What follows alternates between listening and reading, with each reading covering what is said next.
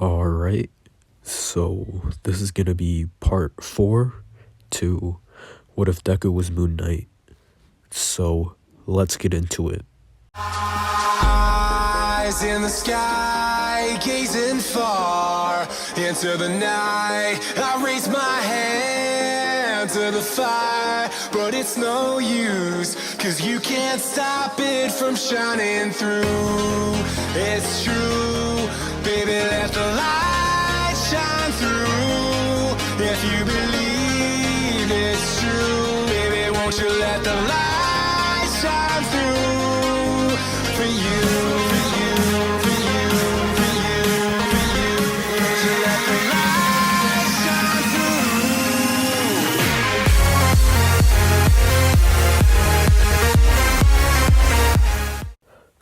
So where I last left off, I kind of left it off. I left it off a cliffhanger, but just to refresh your memories because it's been like a long time, like 6 months. So yeah. So Deku had an internship. He went with Aizawa. He had his second encounter with Overhaul, and along with the League of Villains. And yeah, he got the police. The police was involved. He told the police that he was quirkless. The news spread that the vigilante known as Moon Knight is quirkless. Then the cliffhanger of the guy and the two other people, like I foreshadowed, I guess. So yeah. So let's continue. So it's it's morning time. It's still dark outside, but Deku's back in his moon cave. I'm just gonna call it that. Moon cave. So yeah. So he retreats back to his moon cave. He took one of the darts with him, like the cork erasing bullets. And he took one of them to like analyze it and see why it has like its effects. So Deku like sets it out, like has like a scanner, so he scans it with the computer that he has, like, and it tells him like information pops up and saying that there had been like traces about DNA, and Deku would say, "Huh, interesting. Scan for the DNA." The computer scans, and he finds that the computer finds that the DNA belongs to someone, a female, likely in her younger years, not even a kid. And Deku would say, like, he says, like, oh, like, why would that guy like do something like this? He gets mad, he gets frustrated, and then he says, "Computer, scan the whole city for traces of this DNA." And the computer does so. It scans the entire city for any traces of this DNA. Then a file would pop up of this little girl named Eri.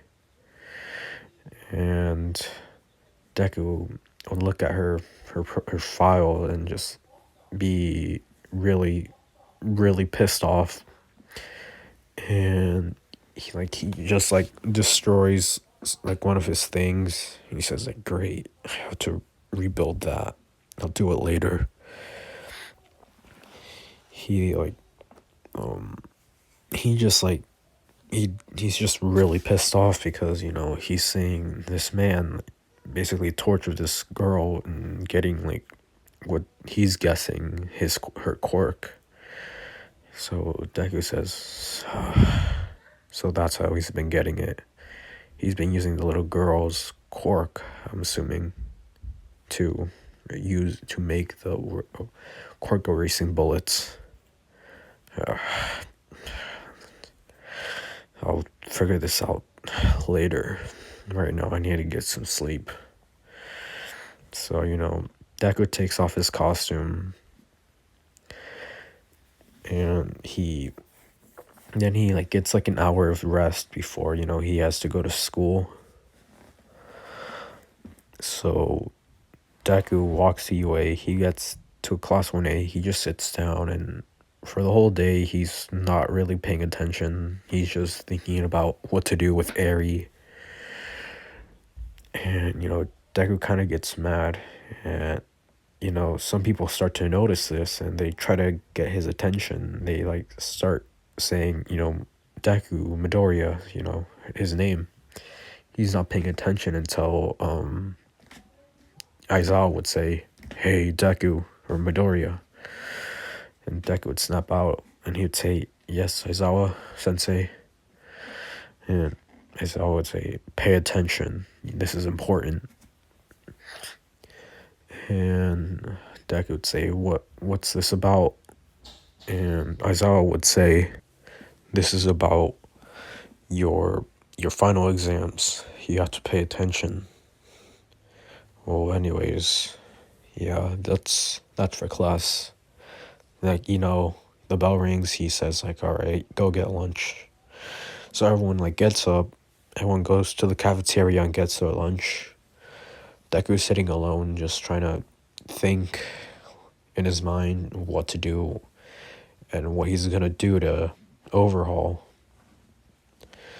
And he's just getting like really mad that he breaks his own chopsticks. Nobody notices, but he like secretly like throws them away and just gets new ones. So he just does that the entire day. He just thinks of what to do.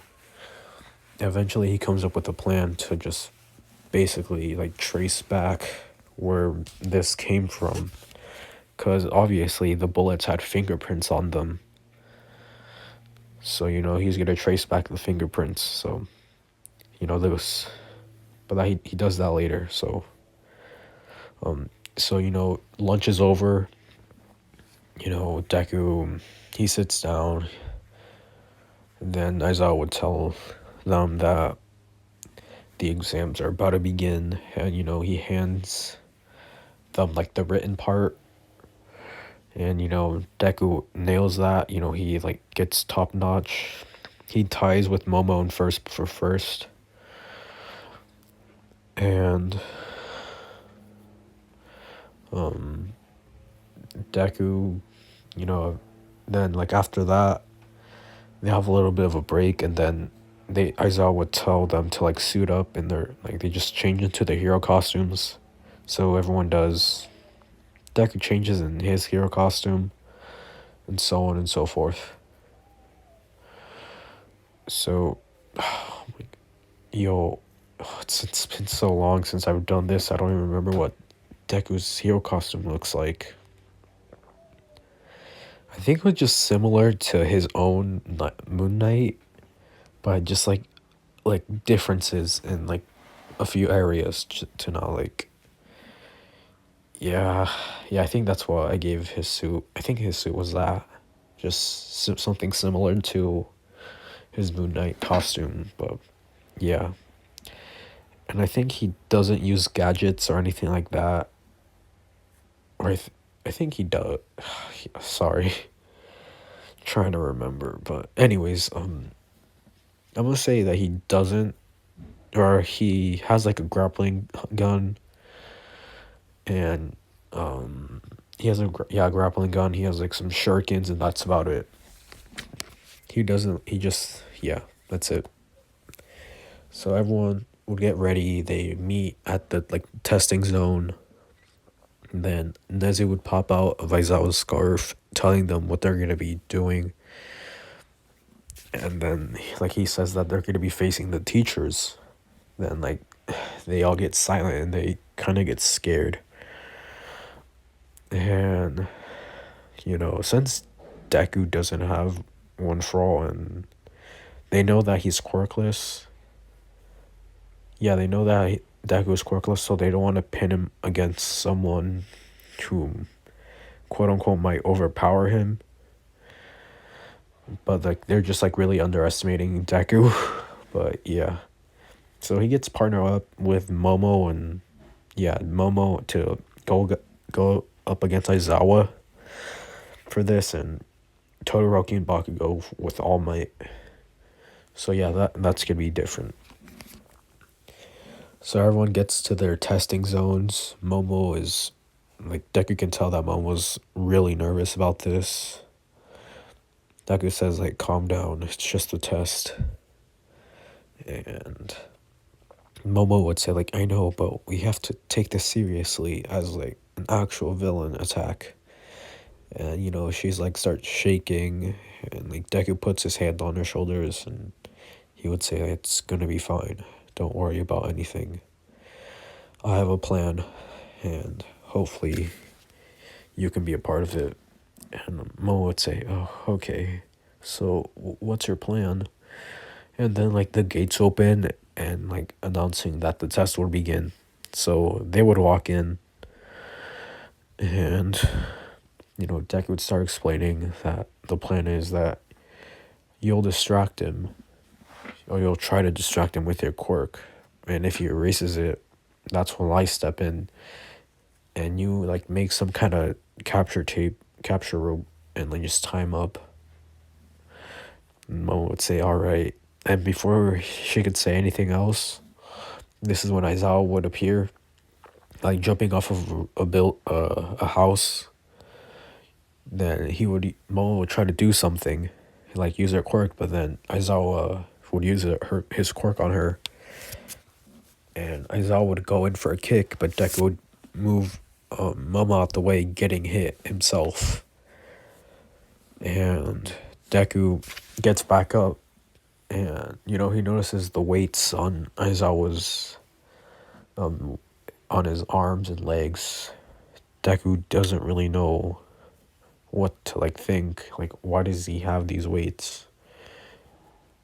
And Deku would say like, why do you have those weights, Aizawa?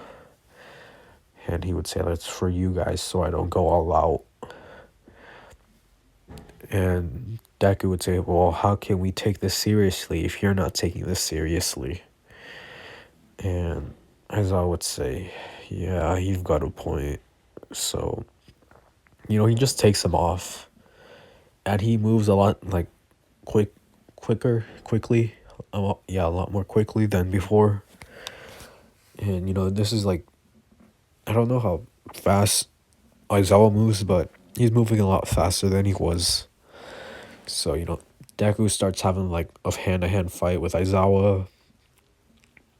Aizawa would like jump back like behind him and like try to like wrap his arm with his scarf. But then Deku uses this to his advantage and basically does like a flip, sending Aizawa like towards him and then punching him in the face. This causes Aizawa to blink, and then Momo would, like use her quirk to like bind him with something similar to Aizawa's cloth, like in canon. So they would do that. Then Deku would handcuff the Aizawa, and yeah. Then the announcer like Nezu would say like, team Midoriya and Momo have like passed the exam, and Aizawa would say, wow, that's a lot quicker than I thought. And Deku would say, yeah, it was. You move quicker than I anticipated, said Aizawa, and Deku would say, yeah. Since I convinced you to take off your weights, I didn't want to hold back either. But I didn't know it would end this quickly. And Aizawa would say, yeah, but it's the important thing that you passed. Congratulations, both of you. And Deku would say, see, Momo, you did something. You were worried for nothing. And Momo would say, thank you. And she would start to cry like in canon, and Deku would say like, oh, did I say something? Like, And Mom would say, no, you said nothing. And Aizawa would look down, you know, then everyone else would finish their test. I'm gonna say that everyone passed except the ones who'd failed, like in canon. So yeah. So the day would end. Deku would go on patrol late at night. Like he found like he tracked down like the DNA of Eri and like the fingerprints on the bullets, on the bullet that he had. And he scanned the whole city for like anyone with this DNA or with with the DNA of the fingerprints. Then, he would like find like this random thug and he looks at his like record and he finds that he's been working with this group called the Yakuza. I think that's Overhaul's group. And yeah.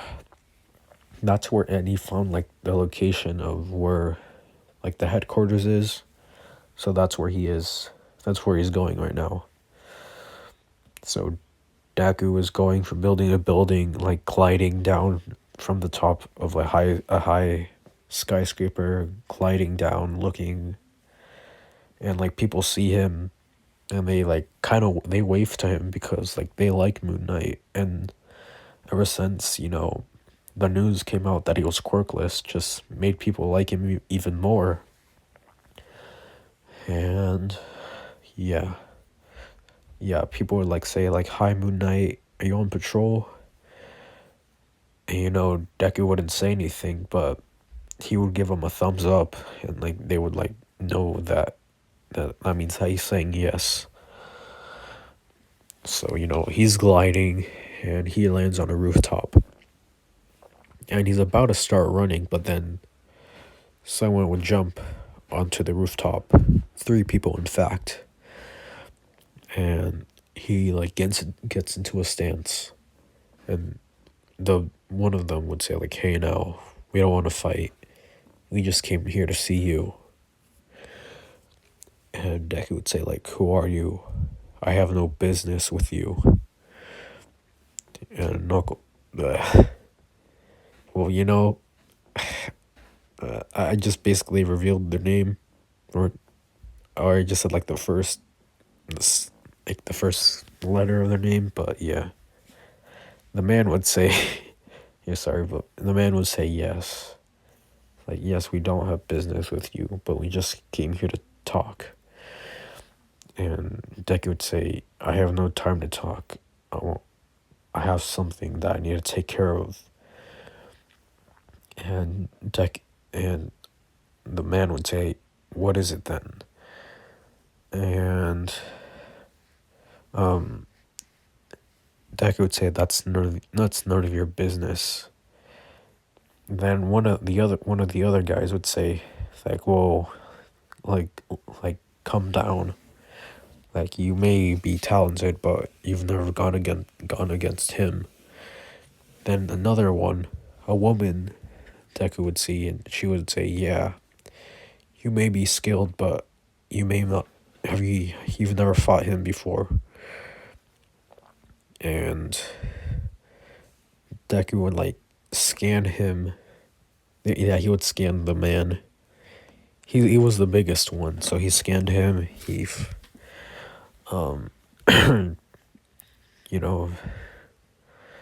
he would go, he scans, he finds him. Then he would say his name out loud. I forgot his name. Yeah, I forgot his real name, but he would say, he goes by the vigilante name called Knuckle Duster.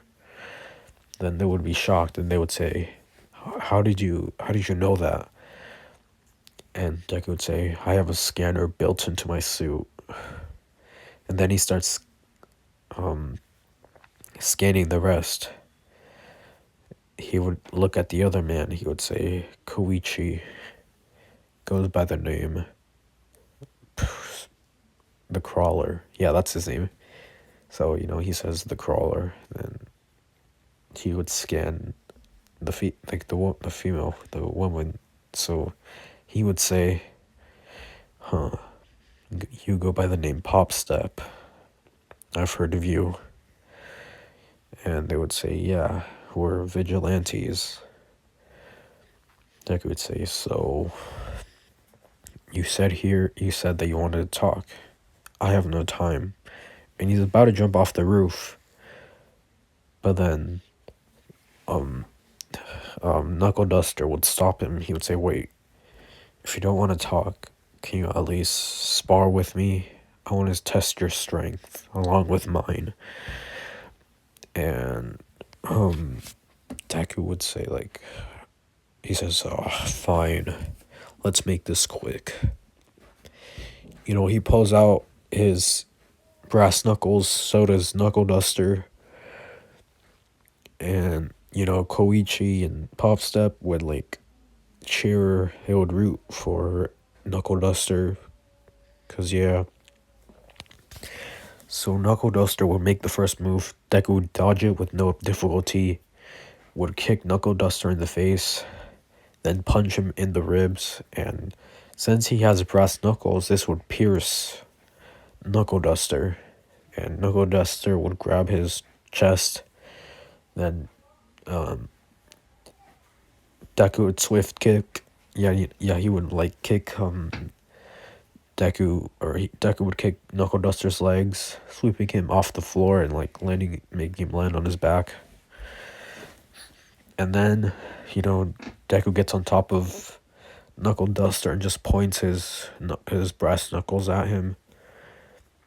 And Deku would say, "There, you got your you got your sparring match. Sorry. Now, it's time for me to go." So Deku just jumps off the building and like just goes running building to building. And Pop Step and Koichi, they would run towards Knuckle Duster. They would say like, "Are you okay? Are you okay?" Knuckle Duster would say, "Yeah, I'm fine." But I knew he was skilled, but I didn't know he was that skilled.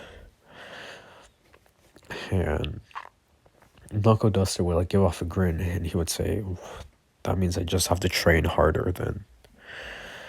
And Deku's running from building to building, and then he would arrive at the area, like the Yakuza place, the hideout. Deku would like scan the building. He would see like people walking through and people guarding from the outside. So he would jump down, take down like the people who were guarding it from the outside, drag their bodies and like hide them in like nearby bushes. And he would make his way inside through like a window. He would be really like stealthy, and he would make his way around. Then he would like come across a man with a bunch of toys, and he notices that those were girl toys, and he had like a pony, like some dolls, and yeah. And he's saying like, "Why does Chizaki have me on this job? I don't even like that little girl, and she doesn't even like me. Hopefully they get paid enough for this month." So he like walks down the hallway. Deku follows him. Eventually he would stop in front of a door, then open it with a key. And Deku would, or the man would say, "Hey, Eri, I got you new toys." And Eri would be on her bed, like shaking in fear. And he would say like, "It's okay. I just came here to why are you scared? I'm your friend. I would never hurt you." But Eri just is scared and she doesn't know what to do. And Deku would walk into the room and he would say that she's scared because you're with Shizuki. you're working with him. And the guy would turn around, he would say like, oh, you're MoonKnight. And Deku would say, that's correct. And I'm here to take that little girl off your hands and get her somewhere safe. Then the guy would pull out a gun and he would say like, don't come any closer or I'll shoot you. Deku prepared for this. He has his armored suit that is bulletproof. So, he steps, like he goes forward, then the guy would shoot. The bullet would just would hit Deku, but would just stop and just fall. And man would say like, what? And Deku would say, that's not gonna work.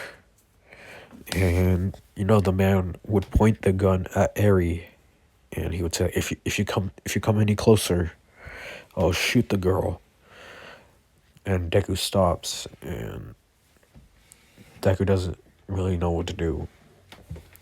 So he pulls out one of his moon rings, his moon shurikens. So he would throw one at the guy, cutting his hand, making him drop the gun. Then Deku would rush towards him, punching him in the face. And he doesn't have his brass knuckles on, so yeah, this was just a regular punch. And this guy is knocked out completely. And Deku would walk towards Eri. Eri is really scared. She's like crawling back. Yeah, she's like slowly crawling back, like on her bed. Deku would say like, it's okay, and I'm not gonna hurt you, Eri. Eri would say like, how do you know my name? And Deku would take off his mask, and Eri would be shocked to find like a kid, or not really a kid, but someone young. Like she wasn't expecting this. She was expecting like some kind of man, like an adult. And Deku would say like, it's okay, I'm not gonna hurt you.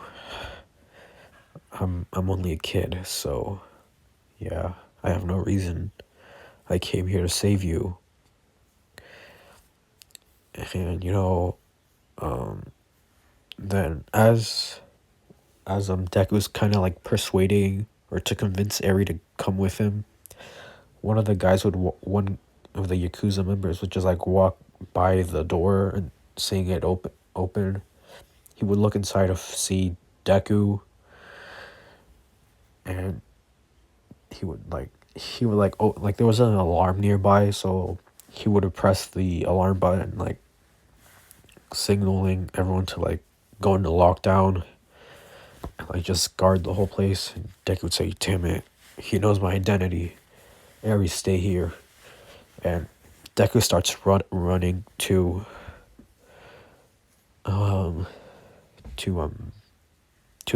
the man. The man is running, but he's not fast enough.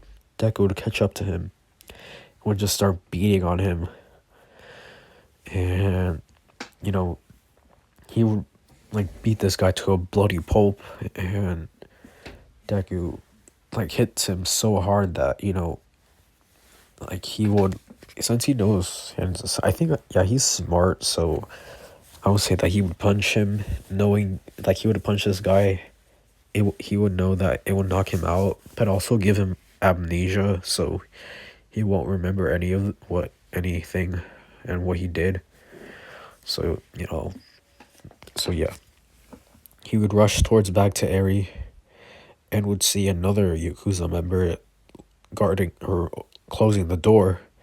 Then Deku would kick him in the face and just punch him, knocking him out. And Deku would say, come with me, Eri. You're scared. I know you're scared. I get that, but you want to be safe? Come with me. You won't be scared anymore. You won't be scared for the rest of your life. And Deku takes off his mask again. He would say, please, come on, I want to protect you. And Eri reluctantly would grab his hand. Deku would like grab her arm and start carrying her out of the building. And this would get the attention of Rappa. Kenjo Rappa, the big guy. Yeah. Deku.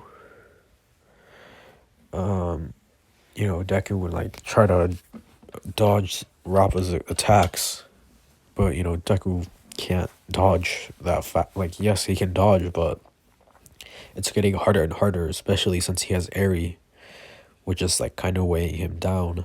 And like also Rappa's quirk allows him to like punch really fast. And Deku would say like, all right. He sits Eri down on the floor. He would say, wait here, I'm gonna have to deal with this man. So he pulls out his brass knuckles, and Robin would say, so are you strong? Hopefully, because I want to beat you to death. Like, I want to fight to the death. And Deku would say, whatever, man. So he would rush towards Rappa. Rappa would throw a punch. Deku would dodge. Deku would punch him in the arm, like piercing his arm, like taking his brass knuckles out and punching him in the face. This would like basically pierce Rappa's face. Rappa would fall back down, like he would fall down. He would like cover his face along with his arm. And, Deku would just start beating on him until he's basically knocked out. Deku would rush towards Eri, and he notices that Eri's gone. Then he would see Overhaul carrying her and running towards like deeper into the building. And yeah, before I actually go further, in the last part, did I make them, or like I said the police were involved, and I think that they arrested everyone there, but for plot's sake, everyone broke out. The Yakuza broke everyone out. The League of Members just were broke out anyways. Like, they broke out on their own, so yeah. Whatever, so continue on with the story. So Deku sees Overhaul with Eri. So Overhaul would touch the wall, creating spikes and they're rushing towards Deku. Deku, now knowing how Overhaul fights, he predicts the moves, so he's dodging quickly. And Overhaul says like, damn it, like how is he dodging my attacks? And Deku would say, I've fought you before, I can predict your moves now. So Deku would go for a kick, but then Shizuki would put Eri in front of his face, so like as like a shield. So Deku would have to like not kick him in the face. But then he would kick him in the legs, making him lose his balance. And he falls to the floor. Deku grabs Eri, and then Deku kicks Overhaul in the face really hard, sending him into the wall, making a crater. And his mask would fall off. And Deku just starts running towards the exit. Along the way, he would encounter some people. He would take them out, and eventually he would escape. Yeah, he would escape the Yakuza place.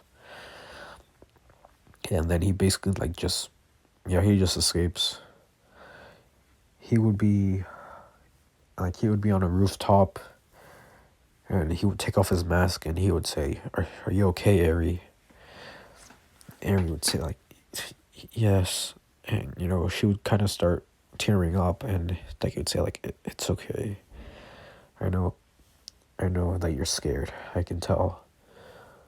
But I'll take care of you. I'll train you to become strong. You can become a hero. Don't you want that? Don't you want to become a hero? Eri would say like, I don't know. And Deku would say, you'll love being a hero. It's amazing. You get to beat up bad guys and put them in prison. And Eri would kind of, well, like, Deku's trying to cheer her up, but he can see that it's not working. Deku would say like, it's fine if you don't want to become a hero, but will you train? Like, will you let me train you so you'll be able to defend yourself?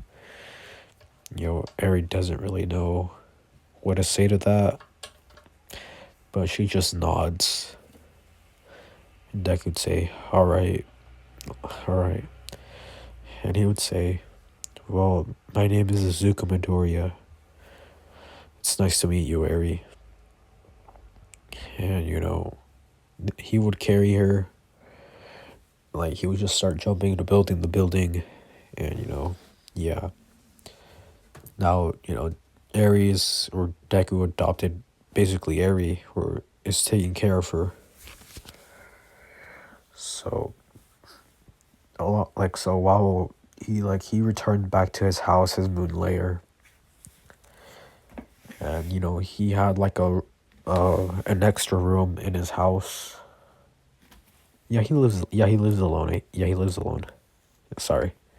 So he has an extra room in his house. So he set that up as Aries' room because it was close to his room. Cause like just in case if she was scared of, and she just needed Deku. So yeah. While while he put Eri to sleep, he's like just stayed right on like right beside her, making sure that she would fall asleep. And she did. She fell asleep. And while she was sleeping, Deku like enrolled her into like she's 7. Yeah, she's 7 or like 6. So I feel like she would be entering first. Yeah, she would be entering like first grade. Yeah, first grade. So he would enroll her into like an elementary school. Or actually, no, he wouldn't do that, because he wants to like help her cope with her emotions. So like she's not scared of everything. So he doesn't do that, but he does start like thinking of like ways to like train her, because she has been he doesn't even know how long she's been in there. And he just starts coming up with ways to train her, just how to teach her how to like deal with her emotions, stuff like that. And Deku would fall asleep, and it would be the next day. So the next day would arrive. Deku would wake up extra early, and then he would walk to Aries' room, and he will notice that she is awake too. And he would say, Eri, why are you awake? It's really early. And she would say, oh, sorry. And Deku would say, like, you don't have to be sorry. It's alright. Now, Eri, I have to go to school, and I can't take you. You'll have to stay here. And Eri would kind of start to cry, and she would say, like, I don't want to be alone. I want to stay with you. And, Deku would say, yes, I know, but this is really important to me. Like, I have to go to school. But I'll hire a babysitter. Or, yeah, I'll hire a babysitter. And, he would say, like, or everyone would say, like, babysitters are mean and liars. And Deku would say, like, not this one. These babysitters are nice, caring. You'll love them. And Eri would say, like, are you sure? And Deku would say, I'm sure. You'll love them. So, he would, like, hire a babysitter, give them directions of how, like, Eri acts. And just, like, gave her, like, some food. Like, she told her that there was, like, food in the fridge, the usual. And Deku would wave Eri goodbye, and Deku would go to school. And yeah, so he's he's in class, and as I would say, all right, the test results are back, and most of you guys passed. And, everyone would get excited, and then, as I would say, let me finish.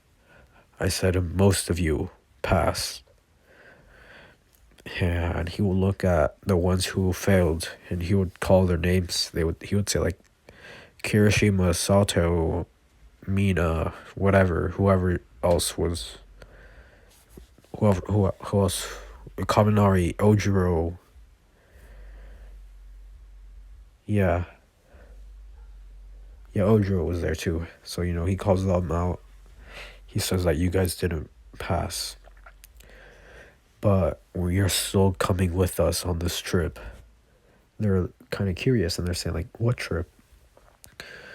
We're going to a camp, a training camp in the woods. You'll meet some heroes there. You'll be training there for a few days. Or yeah. And they would say like they'll start getting excited. Deku would say like, "Oh no, like what am I gonna tell Eri?" So everyone would get excited, and the day would go on like normal. So Deku returns home. Deku would say that, or he would arrive and he would say like, "I'm home," and the babysitter would greet him along with Eri. And Eri would rush towards Deku, and she would hug him on the on the leg. Deku would say, "Whoa, like hey, no, you don't have to hug me that tight." And Eri would say, "I missed you," and Deku would say like, "I know, I miss you too." And then Deku would thank the babysitter, and he pulls out an envelope, and he would say like, here's your payment. And the babysitter would say like, "Oh, thank you." And Deku would say like, "No, thank you." And the babysitter leaves, and Deku would say like, "How was your day, Eri?" And Deku or Eri would say like, "My day was fun. I liked the babysitter. They were they were funny." And Deku would say, "Yes, they are funny." Now, Eri, I have some sad news. And Eri would kind of get like a frowny face, and Deku would say like, "Yeah, don't make that face. You're gonna make me feel worse than I already feel." And Deku would say, "Eri, something came up at school, and I'll be going away for a few days, and I can't take you." And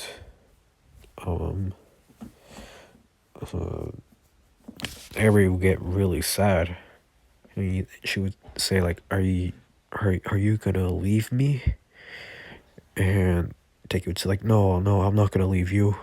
I'll never leave you. But you're gonna have to stay here. But don't worry. Like I'll get the same babysitter that you had today. For those days, you'll have fun. And Harry would say like, well, if the babysitter will be here, and if you come back, that's okay. And Deku would say like, "Thank you, Eri, for understanding. Now, let's go have something to eat." So Deku would take Eri out, out to eat, and just take her to the park and just let her like have a childhood that she didn't really have, and just trying to make her smile, and she does for the first time, and that makes Deku happy. And yeah, eventually, Deku kind of forgot about patrol, so he didn't go to this night because he was like too busy with Eri, up all night. Because she still has trouble sleeping, and yeah, on in her room she has like toys as well, but Deku made sure that they weren't the same toys that like the guy was getting her, because he didn't want her to feel that she was still trapped and like a prisoner. So he got her like different toys, like a lot more expensive toys. Because Deku, he rich. So yeah, Deku, Deku would pack his bags. Yeah, it would be the next day. He would be packing his bags, and he would say, "All right, Eri, I'm off." And Deku would say, or Eri would say, like, "When's the babysitter coming?" And Deku would say, like, "Any minute now." And then he would hear a knock at the door. And Deku would say, like, "That must be them." And, the babysitter, I'm gonna just say it's a girl, but she's not really important right now. So, yeah, for right now, she's not important, so, yeah. So, Deku would greet her, she would greet him, and she would greet Eri. Eri would rush towards her and give her a hug on the leg. And, she would say like, "Whoa, you're energetic today, Eri." And Eri would say, "Yeah, I want to have fun today." And she would say like, "Yeah, we're going to have fun." And Deku would say, I want to thank you again for taking this job. And I'll be gone for 3 days, but don't worry, the payment is in a cabinet in the kitchen. It the amount of money you wanted, it's there. So yeah, there." And she would say thank you, like, it's really not a problem. And Deku would say, "Well, I just wanted to thank you."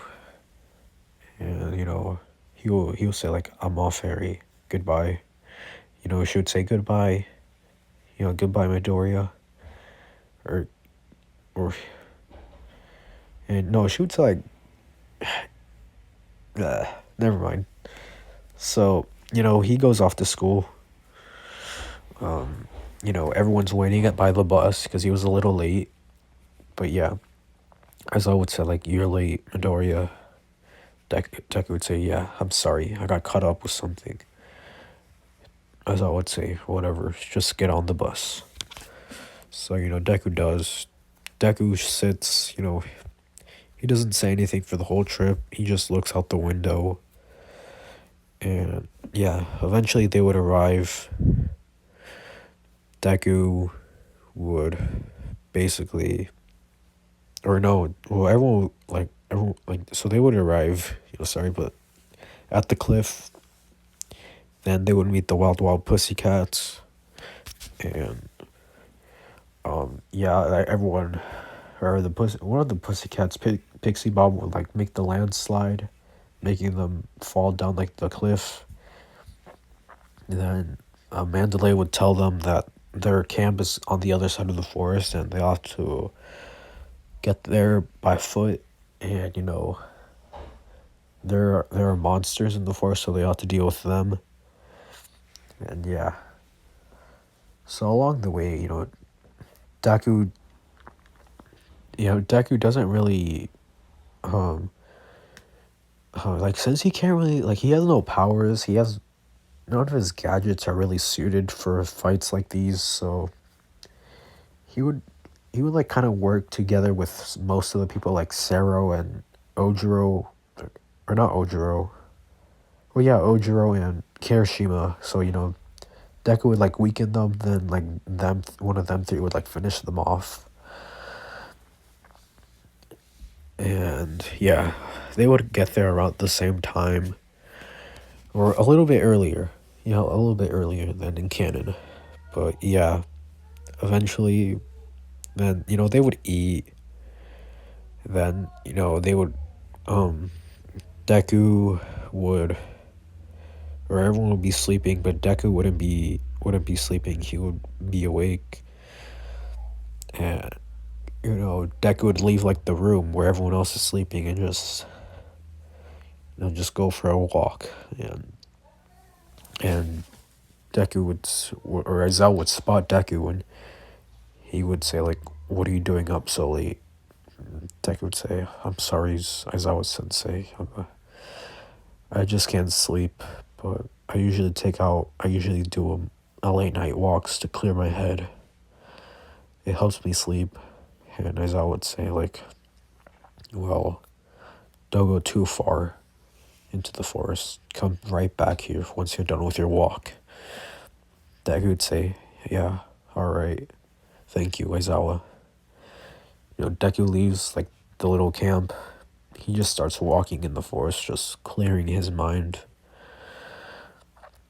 And then he sees an opening with, like, a little lake.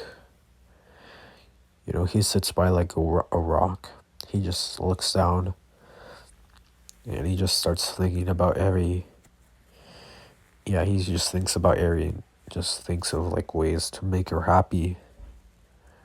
Then he would spot something on top of a cliff, and he would see people up there. Then the people would look down to see him, and Deku runs away, and one of them would try to charge at them, or charge at Deku. And then one of them would stop him and say, like, "Not yet. It's not time. We have to prepare." And the guy would say, like, "Why? Why do we have to prepare to kill some students? Like, that he was right there. I could have ended him." And one of them would say, like, "We're not here to kill students. We're here to capture them. And he was not one of them. Remember, we're here for Katsuki Bakugo and Tokoyami." And they would say, like, "Just stick to the plan, alright?" The other guy would say, "Yeah, whatever." So, Deku would rush back to the camp and just go to sleep. Or, no, before he does that, he walks towards Aizawa. He walks towards Aizawa and he says, like, "I saw some people on top of a cliff near where I was." And Aizawa would say, "What? Like, this is private property. No one else should be out here." Deku would say, like, "I know. I just wanted to tell you that because it did look suspicious." And Aizawa would say, "Thank you for this. I'll tell the pussycats and the others." Deku would say, "Alright." So, then he goes to sleep. He would wake up and he would do, like, the training. He would be, like, training with Tiger. That's his name. Yeah, Tiger, with just, like, combat skills. He hasn't really fought anyone with Tiger's quirk, so it's a new experience. He just wants to learn. In fact, that he trains with all of the pussycats because they mostly rely on martial arts. So, he, like, trains with them. Eventually, the test of courage would come. And, everyone would get paired up. Deku would get paired up with no one, because I'm going to say he's just the odd one out again. So, since, Deku, everyone else would go, then Deku, Deku, and, he wouldn't get scared by anyone, by Class 1B, because, he's seen worse things than some, like, scary makeup. Then he would notice that there's some pink gas, some kind of mist surrounding the forest. Then he would look up to see smoke. Then he would see blue fire. He would see trees on fire. Deku doesn't know what to do. He covers his mouth so he wouldn't breathe in the gas because he doesn't know what it is. But then he would see some students dropping dead on, or not dead, just asleep on the floor. He goes to check them and he would say like, they're asleep, thank God. Then he sees someone with a gas mask and with like a giant, or like with it, and with like a giant like tank of the gas that's in the forest. So Deku would rush towards him. He would say like, "Hey, what are you doing here?" And the guy, or the kid, basically, yeah, he's a kid. Mustard is a kid. He would say like get away from me. So he would pull out his gun and just start shooting. Deku would be dodging them. Then he would kick him in the face, making him fall down. Then Deku would grab his, he would grab his face and just slam him on into the ground even more. He would take off his mask and put it on his head. Then he would make the gas stop from like making it even harder, or making it spread. So the guy Mustard would be knocked out, and Deku, I would say he was close to the cliffside, and Deku doesn't. Then he would hear a kid scream. Deku would look up and would see like a little kid. He would barely see little kids. Like, he would see that it was the kid from earlier with the red hat. So he would rush towards. He would be climbing the cliff. Then once he gets up, he would see the little kid about to be attacked by a giant man in a cloak. He dodges, or he pushes Kota out of the way, but then he gets hit. He then gets sent flying. He gets sent flying back, but not off the cliff. And Deku would say stand back, kid. Like, I'll protect you. And Kota is like crying. Deku doesn't know what to do. Like, then the guy would say, "So, a little kid playing hero. How how cute." And the guy would reveal himself to be Muscular. He would take off his cloak and he would say, "Let's have some fun." So Muscular would enhance his strength by using his quirk. Deku would be dodging. And since he doesn't have his gadgets, he'll just have to rely with his skills alone. And, he would go for the weak spot, which is his head. He would start kicking, and, since his strength, he can't really get close either. So, he doesn't really know what to do. He's stuck. And, Deku starts thinking of ways to try to defeat Muscular. Then he would look down on the cliff. He would see that the pink gas has spread all the way here to where he is. So, he gets an idea to just push Muscular off the cliffside. And, yeah. So he would fall into the gas and make him fall asleep. So, Deku would make Muscular would slowly make Muscular closer and closer to the cliffside. Then Muscular would throw a punch at Deku, and then Deku would see an opening, and basically push him off the cliff, making Muscular fall into the gas. Then he would fall asleep. Deku would say, "Are you okay?" Kota would say, "Yeah, I'm fine." And Deku would say, I'll take you back to the camp."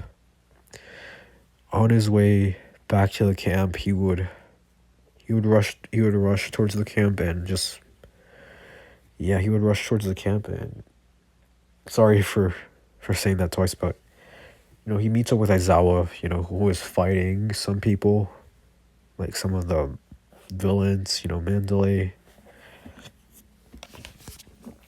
Sorry, but Mandalay's fighting as well. Deku would like kick Spinner in the face, making him like knocking him out. And like he would face off against the other like villains that were there. He takes them down. And Aizawa would say, "Midoriya, are you hurt?" And Deku would say, "No, I'm not. But where are the others?" And Aizawa would say, "They're still in the forest." And Deku would say, "Keep Kota safe. I'll try to get our my classmates back." And he rushes towards the forest. And eventually he would spot Uraraka and Sue with Toga. Deku would interfere with a kick, but not too hard. So Toga gets them flying back. And Toga will get intrigued by Deku, and she would start attacking him. But Deku would be dodging quickly and kicking her in the chest or in the stomach, making her lose her air. And just like she just starts coughing. And yeah, she would just basically retreat. Deku would tell Uraraka to just to run back to the camp, and if you see anyone else, just tell them that they're also allowed to use their quirks for defense. And yeah, he would rush towards deeper into the forest. Eventually, he would come across Compress with two marbles, or with Tokoyami and Bakugo inside. And and Deku would start charging towards Compress. Compress is up in the tree. He would jump off the tree and onto another, and Deku was basically doing the same thing. He's just chasing Compress. Eventually, he would catch up to Compress and take one of the marbles, which was Tokoyami. He would crush it and release Tokoyami from the marble. But then Dabi would show up and he would say, "Time's up, we have to retreat." And Compress would say, "Wait, he took one of our..." And Dabi would say, "Doesn't matter. We at least got one thing that we came for." Then Deku, or not Deku, but everyone else would retreat. It would be like, they would go through a portal, then the portal would disappear. And yeah, Deku like just feels this guilt that he couldn't save one of his classmates in time. And yeah, so I'm gonna end it off here. I hope you guys like this part. If you did, make sure to like and subscribe, and I'll see you guys next time. Bye.